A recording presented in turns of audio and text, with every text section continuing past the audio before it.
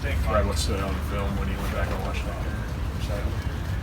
It comes down to execution, and we weren't cleaning our fits. That was the number one thing. We haven't misfit the run game that poorly since I've been here, and obviously that's on me because we were fairly clean throughout the week, and I thought they were solid, but I've got to do. And us as coaches, we have to do a better job of making sure they're completely confident both in the game plan, where their fits are, no matter what the run action is. So something we desperately need to get cleaned up and in a hurry. I know you want to bring pressure to the quarterback, but particularly with it going up against a true freshman, I know he's got some starts under his belt, but is that something you really emphasize even more so? No, we've got to execute the calls. It's not about pressure, no pressure, freshman quarterback, no freshman quarterback. He does a really good job of getting the ball out of his hand quick. What we have to do is we have to focus on us and execute. And whether we bring 4, whether we bring 5, whether we bring 3, it doesn't matter what we do. If we don't execute, we're not going to be successful. And when you go back through and you watch, it's a guy here and it's a guy there.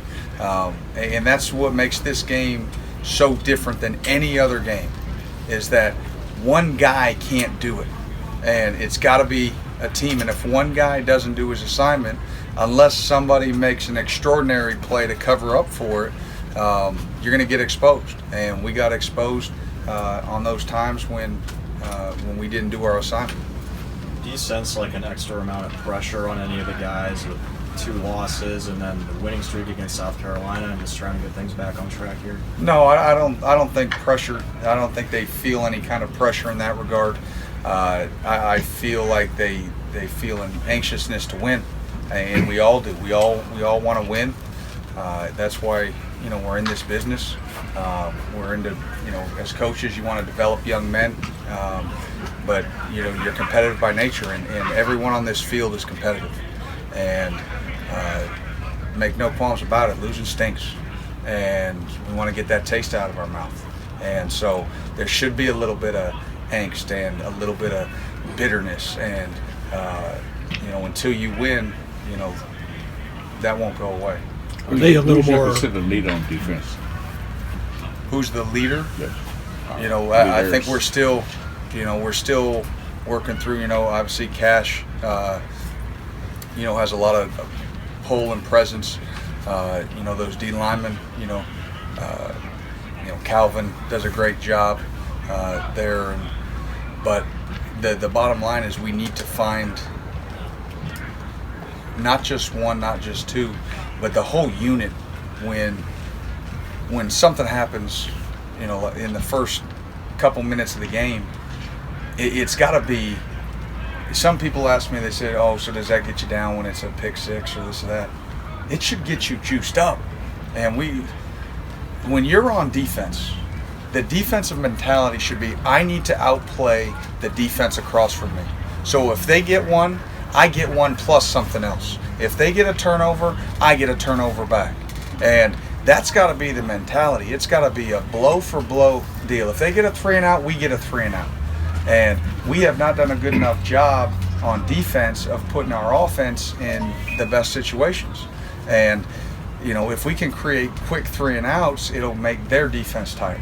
And instead of us being on the field for long extended drives, and that's where we've got to get better. When we've got an opportunity to get off the field early in a series, we have got to get off, and that's going to be crucial this week. You've had to deal with quarterback run game the last couple of weeks in some fashion. They seem a little more conventional. With South Carolina, does that change? Yeah, I mean, a little bit. Obviously when Helinski's in, but when Seven's in, he can do some stuff too. So he's got plenty of ability to QB run game, and they've got a unique situation where he can play wide receiver and quarterback, and so you're not really sure who's going to be behind center on a certain play. So they've got that to their advantage. So we'll be ready for that. So no, I'm sure we'll see some in some form or fashion. But we make no bones about it. We better stop the run, and if we don't stop the run, you saw what happened last week. How did And it gets Quadri embarrassing. Moses fare in the game Saturday night? And you plan to use him more? Quadri Moses. Yeah, he's, for his first real extended action, he did some good things. He's got a long way to go, from a technique standpoint, eye standpoint. But it was positive, encouraging to see him make some tackles, make the play on the pick. That was a big deal for us. We're going to need him to continue to come along with where we're at. Brad, when you say that you weren't clean on your fits, what do you mean? What are you talking about? When you're facing a quarterback-based run team, you only have enough guys to fit every single gap to include the quarterback. And sometimes you're sort of a gap down if you're playing a single high defense. And if everybody doesn't hit their exact gap, there's going to be a crease, and that crease is going to allow that to go for a big play. And you saw, twice, the two really big runs, were both by Schrader. And the one there in the fourth quarter was as much scheme as it was anybody else. But one early, was just a simple misfit inside that shouldn't happen. When that play there, Jamari, one of those plays you're talking about that takes a drive that should have been shorter and turns into a longer one. Jamari gets that really good gash to the quarterback, and I think it was Calvin comes in and doesn't. They both ended up not finishing the play. How do you sort through that when there's positives obviously that occur in a situation like that, but then they obviously it turns into a mistake? Yeah, I mean that's the game. They're on scholarship too, and they're going to make plays. Obviously, that's a big play. We make that sack, and now it's 3rd and 25, and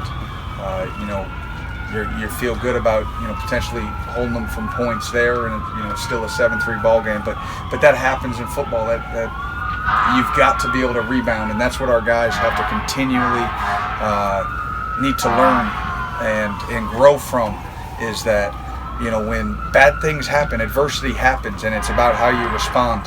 And from the first, minute of the ball game to the last, good things, bad things, and you just keep pressing and you just keep punching.